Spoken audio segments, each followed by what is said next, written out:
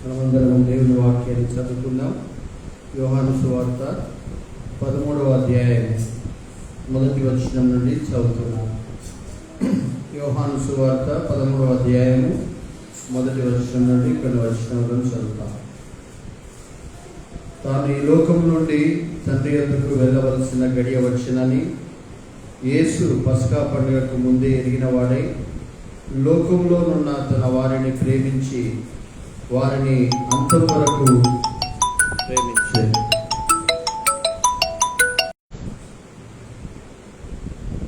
దేవుని బిడ్డలారా, వారు భోజనము చేయుచుండగా ఆయనను అప్పగింపవలనని సీమోను కుమారుడకు ఇస్కరియోతు యూదా హృదయములో అపవాది ఇంతకు ముందు ఆలోచన గుర్తించి ఉండేది గనక తండ్రి తన చేతికి సమస్తము అప్పగించిననియు తాను దేవుని యొద్ద నుండి బయలుదేరి వచ్చిననియు దేవుని యొద్దకు వెళ్ళవలసి ఉన్నదనియు యేసు ఎరిగి భోజన పంక్తిలో నుండి లేచి తన పై వస్త్రము అవతల పెట్టి వేసి ఒక తువాలు తీసుకొని నడుగునకు కట్టుకొనెను. అంతటా పల్లెములో నీళ్లు పోసి శిష్యుల పాదములు కడుగుటకును తాను కట్టుకొని ఉన్న తువాలుతో తుడుచుటకును మొదలుపెట్టాను. ఇట్లు చేయించు ఆయన సీమోను పేతురు వద్దకు వచ్చినప్పుడు అతడు, ప్రభువా, నీవు నా పాదములు కడుగుదువా అని ఆయనతో అనెను. అందుకు యేసు, నేను చేయుచున్నది ఇప్పుడు నీకు తెలియదు గాని ఇక మీదట తెలుసుకుందామని అతనితో చెప్పగా, పేతురు, నీవెన్నడూనూ నా పాదములు కడగరాదని ఆయనతో అనెను. అందుకు యేసు, నేను నిన్ను కడగని ఎడల నాతో నీకు పాలు లేదనెను. సీమోను పేతురు, ప్రభువా, నా పాదములు మాత్రమే గాక నా చేతులు నా తల కూడా కడుగుమని ఆయనతో చెప్పాను. యేసు అతన్ని చూచి, స్నానము చేసిన వాడు పాదములు తప్ప మరి ఏమీ కడుక్కొనక్కరలేదు. అతడు కేవలము పవిత్రుడయ్యను. మీరును పవిత్రులు కానీ మీలో అందరూ పవిత్రులు కారని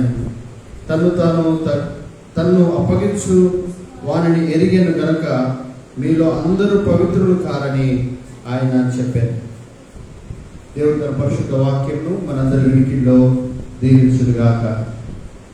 ప్రియమైన దేవుడి బిడ్డలారా, ఈ యొక్క మధ్యాహ్న కాల సమయంలో మీరందరూ ఎండవేళలో శుక్రవారం రోజున ఉపవాస ప్రార్థనలో పాల్గొనడానికి వచ్చి చక్కగా దేవుడి సన్నిధానంలో ప్రార్థించారు.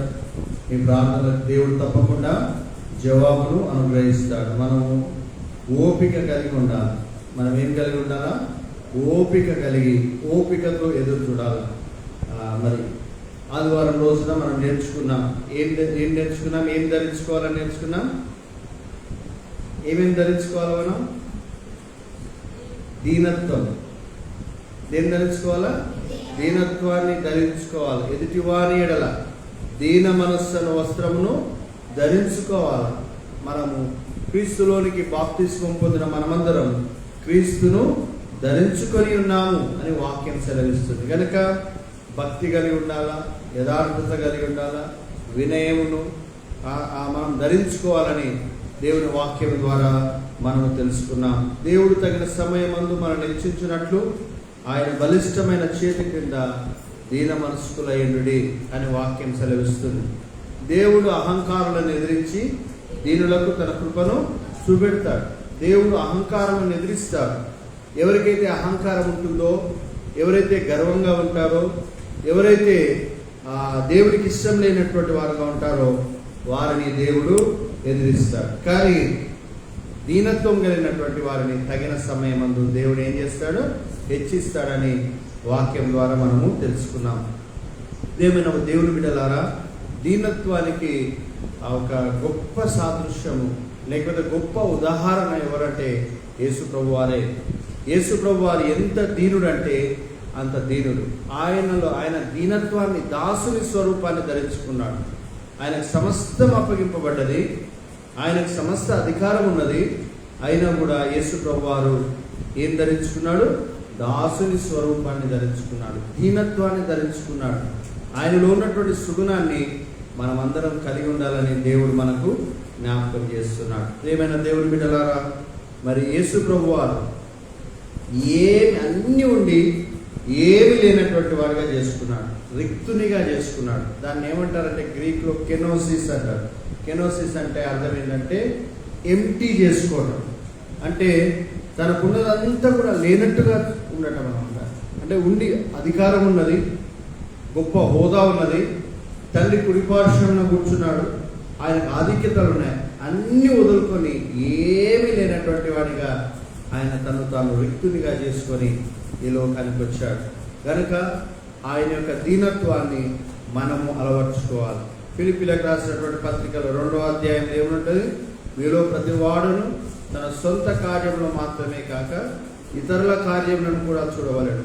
క్రీస్తు యేసున కలిగిన ఈ మనస్సు మీరును కలిగి ఉండండి. ఆయన మనస్సు ఎలాంటిదంటే ఆయన విషయాలు చూసుకోడు, ఇతరుల ఇంట్రెస్ట్ చూస్తాడు, ఇతరుల ఆశను చూస్తాడు, ఇతరుల కష్టాన్ని చూస్తాడు, ఇతరుల ఇబ్బందులను చూస్తాడు, ఇతరులకు మేలు చేస్తాడు. చూసాను, ఇతరులకు మేలు చేస్తాడు, ఇతరులకు మంచి చేస్తాడు. అలాంటి మనస్సును మనం కూడా ఏం చేయాలా? కలిగి ఉండాలి. యేసు ప్రభువారు చెప్పేటువంటి మాటలను మనం వినాలి. ప్రభువారు ఎంత గొప్ప దేవుడు! ఆయన ఏం చేశాడంటే తను తాను అన్నీ ఉండి కూడా అన్నిటినీ వదులుకొని మన కొరకు, నీ కొరకు, నా కొరకు ఆయన ఈ లోకానికి వచ్చి శిలువలో తన ప్రాణాన్ని పెట్టాడు. దేవుని బిడ్డలారా, మరి యేసయ్యకు కలిగినటువంటి మనస్సును ఎవరు కలిగి ఉండాలా? మనం అందరం కలిగి ఉండాలి. ఎవరికి కలిగిన మనస్సు? యేసు ప్రభు వారికి కలిగినటువంటి మనస్సు. ఆయన తగ్గించుకున్నాడు, దీనత్వాన్ని ధరించుకున్నాడు, ఏమీ లేనటువంటి వాడిగా తను తాను చేసుకున్నాడు. అయితే దేవుని బిడ్డలారా, యేసయ్య మనస్సు ఎలాంటిదంటే వాళ్ళు అపకారం చేస్తున్నారని తెలిసి కూడా, వారు ఆయనకు శత్రువులని తెలిసి కూడా అందరినీ ప్రేమించాడు. అందరిని ఒకే రీతిగా యేసు ప్రభు వారు ప్రేమించినట్టుగా వాక్యంలో మనం చూస్తాం. యేసు ప్రభు వారికి 12 మంది శిష్యులు ఉన్నారు. వారిలో ఒక్కొక్కరు ఒక్కొక్క విధంగా ఉన్నారు. ఒకరికి కోపం ఎక్కువ, ఒకరికి ఏమెక్కువ? కోపం ఎక్కువ, చాలా కోపము. అన్నదమ్ములు ఇద్దరికి కూడా కోపం ఎక్కువ. అదే రీతిగా కొంతమందికి ఆత్రత ఎక్కువ. ఇంకా కొంతమంది ఏం చేస్తారంటే యేసు ప్రభువారిని అప్పగించడానికి ఒక వ్యక్తి పూనుకున్నాడు, అపవాది చేత ప్రేరేపించబడ్డాడు. ఆ వ్యక్తి 13వ అధ్యాయంలో మనం చూస్తాం. ఆయన పేరేం పేరు? ఇస్కరియోతు యూదా. ఇస్కరియోతు యూదా యేసు ప్రభువారిని అప్పగించడానికి కూడా ఆయన సిద్ధపడ్డాడు.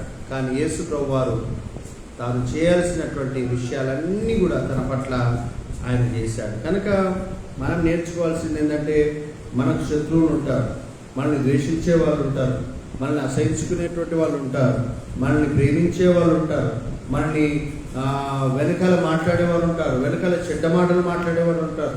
ఈ రీతిగా ఎన్నెన్నో మాట్లాడేటువంటి వారు ఉన్నప్పుడు మనమైతే వాళ్ళను ప్రేమించేటువంటి వారంగా ఉండాలని యేసు ప్రభు వారు ఒక చక్కని ఉదాహరణ మనకు చూపెడుతున్నాడు. అంతకుముందే అపవాది ఎవరిని శోధించాడు, ఎవరిని ప్రేరేపించాడంట? ఇస్కరియోతు యూదను ప్రేరేపించాడు. వారందరూ భోజనం చేస్తున్నారు. అయితే యేసు ప్రభు వారు ఆ భోజన పంక్తిలో నుండి లేచి ఏం చేశారు? ఒక తువాలు తీసుకొని, పళ్ళెంలో నీళ్లు తీసుకొని శిష్యుల యొక్క పాదములను కడుగుతున్నాడు. ఎవరి పాదాలు కడుగుతున్నాడు? శిష్యుల పాదాలు. ఆయనలో ఉన్న తగ్గింపు ఎంత గొప్పది అమ్మా!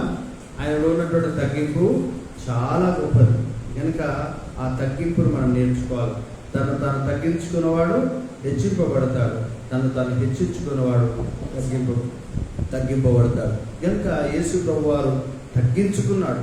ఎంతగా తగ్గించుకున్నాడంటే శిష్యుల యొక్క పాదములు కలిగేంతగా తగ్గించుకున్నాడు. అంటే అన్నీ ఉండి, అర్హతలుండి, హోదాలుండి, స్తుతులకు పాత్రుడై ఉండి యేసు ప్రభు వారు ఏం చేశారంటే తను తగ్గించుకొని శిష్యుల యొక్క పాదములను కడిగారు. ఒక్కొక్కరి పాదము, పేతురు పాదము, మత్తయి పాదము, తర్వాత యాకోబు, యోహాను పాదములు, ఆఖరికి తను అప్పగిప్పబోతున్నాడు. యేసయ్యకి అన్నీ తెలుసు. యేసయ్యకి తెలియనటువంటిది ఉన్నదా? ఏది లేదు. సీమోను, నువ్వు మనసులో ఏమనుకుంటున్నావు అని సీమోన్ అన్నాడు యేసయ్య. అదే రీతిగా నతనీయేలు, నువ్వు కపటం లేనటువంటి వాడు నతనీయేలు అని చెప్పాడు. యేసు ప్రభు వారు గాలం వేయి ఆ చేపలో నీకు నాణ్యం దొరుకుతుంది, దాని మొదటి చేపలో నాణ్యం దొరుకుతుంది, దాన్ని తీసుకొచ్చి నీ కొరకు నా కొరకు పన్ను కట్టన్నాడు శిష్యునితో. ఈ రీతిగా ఏ విషయమైనా ప్రభువుకు తెలియనటువంటిది లేదు. అన్ని విషయాలు ప్రభువుకు తెలుసు. మరి యూదా, ఇస్కరియోతు యూదా యేసు ప్రభువును అప్పగింపబోతున్నాడు అన్న సంగతి కూడా యేసు ప్రభు వారికి తెలుసు. ఇంకా కొద్ది క్షణాల్లో యేసయ్యను, అంటే ఇంకా కొన్ని గంటల్లో యేసయ్యను అప్పగింపబోతున్నాడు అని తెలిసి కూడా మరి యేసు ప్రభు వారు ఏం చేశారంటే అతని యొక్క పాదములను కూడా కడిగాడు. ఎంత తగ్గింపు యేసయ్యలో ఉన్నది, ఎంత మంచితనం యేసయ్యలో ఉన్నది. కనుక అలాంటి మనస్సును మనం కూడా ఏం చేయాలా? కలిగి ఉండాలి. మన శత్రువులను మనము ప్రేమించేటువంటి వారంగా ఉండాలి. మన శత్రువులకు మనం సహాయపడేటువంటి వారంగా ఉండాలి. నీ శత్రువు ఆకలి కొనినప్పుడు వానికి ఏం పెట్టాలంటున్నాడు? ఆహారం పెట్టండి. వాడు దప్పి కొనినప్పుడు వానికి దాహం నిమ్ము అని యేసు ప్రభు వారు చెప్పాడు. కనుక దేవుని బిడ్డలారా, మరి అటు చేయట చేత వాని తల మీద నిప్పులు ఉప్పగా పోసేటువంటి వాడుగా ఉంటారు. కాబట్టి మనం నేర్చుకోవాల్సింది ఏంటంటే, మనకు మంచి చేసిన వారికే మంచి చేయటము, మన కీడు చేసిన వారికి కీడు చేయటము మనం నేర్చుకోకూడదు. మనం ఏం చేయాలంటే, మన కీడు చేసిన వారికి కూడా మేలు చేయడానికి మనం ప్రయత్నం చేయాలి. అదే రీతిగా మన శత్రువుల కొరకు మనం ప్రార్థన చేయాలి. మన శత్రువులకు మనం సహాయపడాలి. మనల్ని హింసించే వారి కొరకు మనం ప్రార్థన చేయాలని ప్రభు చెప్తున్నాడు. ప్రభు యొక్క మనస్సును మనం కలిగి ఉండాలి. ఎవరి మనస్సు కలిగి ఉండాలా? క్రీస్తు యేసున కలిగిన ఈ మనస్సు మీరును గలను. ఆయన మనస్సు ఏముందంటే, ఆయన మనసులో ఏముందో అవే చేస్తారు. మన మనసులో ఏముందో అవే పనులు చేస్తాము. కాబట్టి యేసయ్య మనసును మనం కలిగి ఉంటే యేసయ్య లెక్క మనం చేస్తాం. యేసయ్య లెక్క మనం చేయాలంటే ఎవరి మనసు కలిగి ఉండాలా? యేసయ్య మనస్సు, యేసుక్రీస్తు యొక్క మనస్సు మనం కలిగి ఉండాలి. ఆయన ఇతరులకు సహాయపడేవాడుగానే ఉండేవాడు. ఆయన శత్రువులకు కూడా ఆయన హెల్ప్ చేసేటువంటి వాడు. ఇంకా కొన్ని గంటల్లో యేసయ్యను అప్పగింపబోతున్నాడు యూదా. ఆయన తెలిసి కూడా అతని పాదములను కూడా కడిగాడు. ఎంత గొప్ప ఉదాహరణ! మనమైతే అట్లా చేస్తామా? చేయము. మన మీద ఎవరైనా కుట్రపడుతున్నారంటే వాళ్ళ మీద ఏదో పగ తీర్చుకోవాలని చూస్తాం. కానీ యేసు ప్రభువారు అతనికి కూడా మేలు చేశాడు. అతనికి కూడా ఏం చేశాడు? మేలు చేశాడు. కనుక మనం యేసయ్య లాంటి మనస్సును కలిగి మనం ఉండాలా. యేసయ్య లాంటి మనస్సు కలిగి ఉండి మనం ప్రార్థించినప్పుడు, యేసయ్య మొరపెట్టుకున్నప్పుడు తండ్రి ఎప్పుడు కూడా ఆయనను కాదండి. ఆయన మొరపెట్టిన ప్రతి మొరను దేవుడు ఆలకించాడు. అదే రీతిగా మరి ఒక్కసారి మాత్రం ఆయన తన చేతిని విడిచాడు. ఎందుకంటే మనందరి రక్షణ కొరకు, మనందరి యొక్క రక్షణ కొరకు. కనుక దేవుని బిడ్డలారా, యేసయ్య లాంటి మనస్సును మనమందరం కలిగి ఉండి మనం ముందుకు సాగుటకు ఒక మంచి ఉదాహరణ, మంచి ఎగ్జాంపుల్గా మనం అందరం ఇతరులకు ఉండాలి. మనం ప్రేమించేవారిని కాకుండా మనం ద్వేషించేవారిని, దూషించేవారిని, కొండాలు చెప్పేవాళ్ళను, అసహించుకునే వారిని, అసూయపడే వాళ్ళని కూడా మనం ఏం చేయాలంటే ప్రేమించే వారంగా ఉన్నప్పుడు దేవుడు మనల్ని అధికముగా ఇచ్చిస్తాడు. ఎట్లా ఇచ్చిస్తాడు? అధికముగా ఇచ్చిస్తాడు. కనుక నీవు హెచ్చింపబడాలంటే నిన్ను నువ్వు ఏం చేసుకోవాలా? తగ్గించుకోవాలా. నీలో గర్వం చేరవద్దు, అహంకారం చేరవద్దు. యేసయ్య లాంటి మనస్సు మనమందరము కలిగి ఉండాలి. దేవుడు మిమ్మల్ని అందరినీ దీవించి ఆశీర్వదించుగాక. ప్రార్థన చేసుకుందాం. పరిశుద్ధుల పరలోకమందున మా తండ్రి, మీ నామమునకు వేల కొద్దిగా వందనాలు, కృతజ్ఞతాస్తుతులు, స్తోత్రం చెల్లిస్తున్నాం. కృపగల దేవ, కనికరం గల తండ్రి, మహోన్నతుడా, మహాగణుడా, మీకు స్తోత్రం. ఈ మధ్యాహ్న కాలము విత్తబడిన వాక్యము మా హృదయంలో ఫలించుటకు సహాయం చేయండి. జీవగల దేవ, జీవాధిపతమైన తండ్రి, మహోన్నతుడమైన దేవ, మీకు స్తోత్రం. నీలాంటి మనస్సును మేము కలిగి ఉండటకు సహాయం చేయండి. మా శత్రువులను ప్రేమించుటకు కృప చూపించండి. మా మీద కుట్రపడేటువంటి వారికి హెల్ప్ చేసే వారంగా ఉండటకు సహాయం చేయండి. నాయన ప్రభా తండ్రి, మేము మంచి మనస్సును మేము కలిగి ఉండటకు సహాయం చేయండి. ఈ దినమున నీ ప్రార్థనను నాయన ప్రభా తండ్రి, ప్రార్థన కూడికకు వచ్చినటువంటి బిడ్డలందరినీ మీరు దీవించి ఆశీర్వదించండి. ఎమ్మెల్యేమ్మ గారిని దీవించండి. ఆమె మంచి ఆరోగ్యము, బలము, శక్తిని దయచేయండి. ఆమె కుటుంబం అంతటినీ కాపాడండి. ఆమె భర్త యొక్క రక్షణ కొరకు ప్రార్థన చేస్తున్నాను. ఆయన రక్షింపబడటకు సహాయం చేయండి. మారు మనసు పొందడానికి సహాయం చేయండి. ఆమె యొక్క కుమారుని యొక్క కుటుంబం కొరకు ప్రార్థన చేస్తున్నాను. వారందరినీ కాపాడండి. కుమారుని, కోడలను, మనవడిని, మనవరాలను దీవించి కాపాడండి. దేవా, మీకే స్తోత్రం. ప్రతి అవసరతను మీరు తీర్చండి నాయన. కుటుంబం అంతా నెమ్మదిగా సంతోషంగా శాంతితో ఉండడానికి సహాయం చేయండి. ఎమ్మెల్యేమ్మ గారి యొక్క కుమార్తె సుధ కొరకు, ఆవిడకి ఇచ్చిన కుమార్తెల కొరకు ప్రార్థన, బిడ్డలను దీవించి ఆశీర్వదించండి దేవా. వాళ్ళని కూడా దీవించి కాపాడండి, వారి ప్రతి అవసరతను తీర్చండి నాయన. వారందరూ కూడా నీకు సమీపముగా ఉండటానికి సహాయం చేయండి. ఎమ్మెల్యేమ్మ గారికి ఉన్నటువంటి ప్రతి బాధను, ప్రతి అనారోగ్య సమస్యను మీరు ముట్టండి. నా కృప నీకు చాలు నన్ను సెలవించిన దేవా మీకు స్తోత్రం నాయన. నీకే వందనాలు చెల్లిస్తున్నాం. అదే రీతిగా నైనా సౌజన్య కొరకు ప్రార్థన చేయించున్నాను. సహోదరుని దీవించండి, కాపాడండి. ఆమె భర్తను మీరు దీవించండి, కాపాడండి. ఆయన మారు మనసు పొందడానికి సహాయం చేయండి. మంచి ప్రవర్తన కలిగి నీకు ఇష్టమైన బిడ్డగా ఈ లోకంలో జీవించే భాగ్యం దయచేయండి. వారికి ఇచ్చినటువంటి సాత్వికను బట్టి, సౌమ్యను బట్టి మీకు వందనాలు నేను. సాత్విక ఇంజనీరింగ్ చేయించుండగా బిడ్డకు తోడుగా ఉండి సహాయం చేయండి నాయన. ప్రవర్తన అదే రీతిగా నైనా సౌమ్య కూడా ఆఫీస్కి వెళ్తుండగా బిడ్డకు తోడుగా ఉండండి. ఆ బిడ్డ యొక్క భవిష్యత్ జీవితం కూడా ఆశీర్వాదకరంగా ఉండటానికి సహాయం చేయండి. ఆమె సండే స్కూల్ నడిపిస్తుండగా బిడ్డకు తోడుగా ఉండి మంచి ఆరోగ్యం, బలం, శక్తిని దయచేసి మీ గైడెన్స్లో నైనా చిన్న బిడ్డలను నీ మార్గంలో నడిపించుటకు సహాయం చేయమని వేడుకొచ్చున్నాను. కృపగల తండ్రి, కనికరం గల దేవా, జీవం గల తండ్రి, మీ నామమునకి వేల కొలదిగా వందనాలు, కృతజ్ఞతాస్తుతులు, స్తోత్రం చెల్లిస్తున్నాం. అదే రీతిగా రేణుక ప్రార్థన, రేణుకను దీవించండి, కాపాడండి, మీ కృపలో భద్రపరచండి. గర్భఫలం యెహోవా ఇచ్చు బహుమానం అని వాక్యం సెలవిస్తున్నది. ఆవిడను ప్రభా గర్భఫలం చేత తృప్తిపరచండి. సంతులేని దాన్ని ఇల్లాలుగాను, గొప్ప సంతోషం గల తల్లిగాను చేస్తానని వాగ్దానం చేసినటువంటి దేవా, బిడ్డలను జ్ఞాపకం చేసుకొని, శ్రీకాంతును రేణుకను జ్ఞాపకం చేసుకొని నాయన వారికి సంతానం దయచేయండి. సంఘంలో ఇంకా అనేక మంది బిడ్డలకు సంతానం లేదు నాయన, వారందరినీ జ్ఞాపకం చేసుకొని వారందరికీ సంతానమును దయచేయమని వేడుకొలుచున్నాం దేవా. మీకే స్తోత్రంలో వందనాలు చెల్లిస్తున్నాను నాయన. ధనలక్ష్మి గారు ప్రార్థన, ధనలక్ష్మి దీవించి కాపాడండి. ఆమె కుటుంబాన్ని కాపాడండి, వాళ్ళ అమ్మను, వాళ్ళ చెల్లెలు దీవించి కాపాడండి ఆయన. ప్రభాతండి ధనలక్ష్మి మంచి ఆరోగ్యం, బలం, శక్తిని దయచేయండి. ఏ విషయంలో చింతించకుండా ప్రతి విషయంలో నీ మీద భారం పెట్టి ముందుకు కొనసాగడానికి సహాయం చేయండి. ప్రిపేర్ అవుతుండగా తోడుగా ఉండండి ఆయన. మౌనిక కూడా నైనా ఎగ్జామ్స్ ప్రిపేర్ అవుతుండగా తోడుగా ఉండండి ప్రభా. బిడ్డల ఇద్దరు కూడా మంచి ఉద్యోగాలను సంపాదించుకొని జీవితంలో మంచిగా స్థిరపడటానికి సహాయం చేయండి. ప్రతి ఒక్క అవసరతను మీరు తీర్చండి. మీ కాపుదల, మీ భద్రత, మీ తోడ్పాటు అనుగ్రహించండి నాయన. మీకే స్తోత్రములు వేల కొలదిగా, వేవేల కొలదిగా వందనాలు, వందనాలు, కృతజ్ఞత, స్తుతులు, స్తోత్రములు చెల్లిస్తున్నాం. అదే రీతిగా చిన్న బిడ్డలనైనా ప్రభా తండ్రి నైనా ప్రభా సుసన్న వన్య వచ్చింది. అదే రీతిగా మరియమ్మ యొక్క కుమార్తె నైనా బిడ్డలను దీవించి కాపాడండి, సహాయం చేయండి. దీపికను దీవించి కాపాడండి. చిన్ననాటి నుండి నీ యందు భయం కలిగి, భక్తి కలిగి ఈ బిడ్డలందరూ కూడా జీవించటకు సహాయం చేయండి. అదే రీతిగా సుసన్న వన్య యొక్క అన్నయ్య కొరకు ప్రార్థన తండ్రి, సుజయ్కి మీరు ఇచ్చినటువంటి మరి యొక్క నూతన సంవత్సరం బట్టి, దయా కిరీటంగా ఇచ్చినటువంటి మరి యొక్క నూతన సంవత్సరాన్ని బట్టి మీకే వందనాలు, కృతజ్ఞతాస్తుతులు, స్తోత్రములు చెల్లిస్తున్నాం. సుజయ్ని దీవించండి నాయన. ఎదుగుతుండగా వయసునందు, జ్ఞానమందు, దేవుని ఎందు, మనుషుల దేని ఎదిగి వర్ధిల్లుటకు సహాయం చేయండి.